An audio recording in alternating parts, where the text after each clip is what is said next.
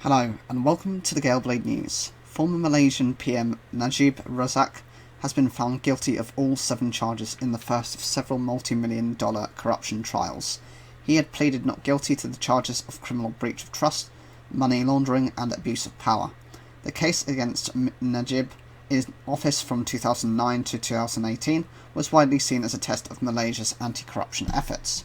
The scandal around Malaysia's 1MDB sovereign wealth fund has uncovered a global web of fraud and corruption.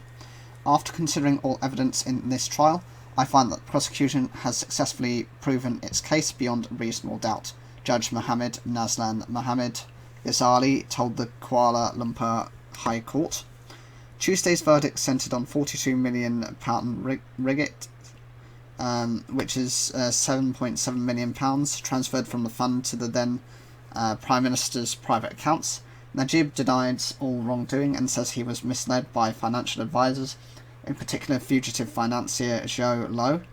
Zhou Lo has been charged in both the US and Malaysia, but also maintains his innocence. Najib's defence team argued he was led to believe the funds in his accounts were donated by the Saudi royal family, rather than misappropriated from the state fund. The charges carry as much as 15 to 20 years in prison each. Before the verdict, Najib said he would appeal if found guilty.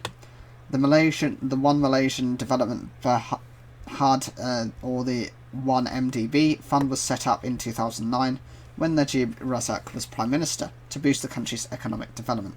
In 2015, questions were raised around its activities after it missed payments owed to banks and bondholders.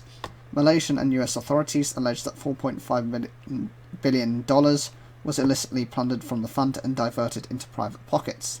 The missing money has been linked to luxuries real estate, a private jet, Van Gogh and Monet artworks, and even a Hollywood blockbuster, The Wolf of Wall Street.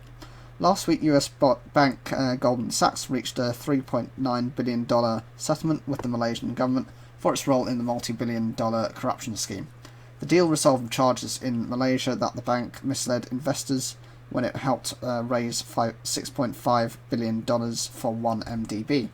The former Prime Minister was cleared of all allegations by Malaysian authorities while he was still in office, yet the accusations played a big part in his election defeat in 2018, and the new government swiftly reopened investigations into the 1MDB case. While Tuesday's verdict is the first of his trials to be decided, it is not the most significant one. A separate trial that began last August looks at accusations the former Prime Minister illicitly obtained 2.28 billion ringgit or £448 million from 1MDB between 2011 and 2014. He is facing 21 counts of money laundering and 4 of abuse of power, but again denies any wrongdoing. His wife Rosma Mansor also faces money laundering and tax evasion charges, to which she has pleaded not guilty. So what do you think of this? I think it personally, from my point of view, that it's a good thing that these countries that are famously known for having corruption issues look actually into how things are done and to try and create a fairer state for their citizens, to kind of bridge the gap between the poor and the rich. And this is one of the first ways that they can actually do this. It shows a clear signal that even if you have been a Prime Minister, you are not above the law, and that eventually you will be found out.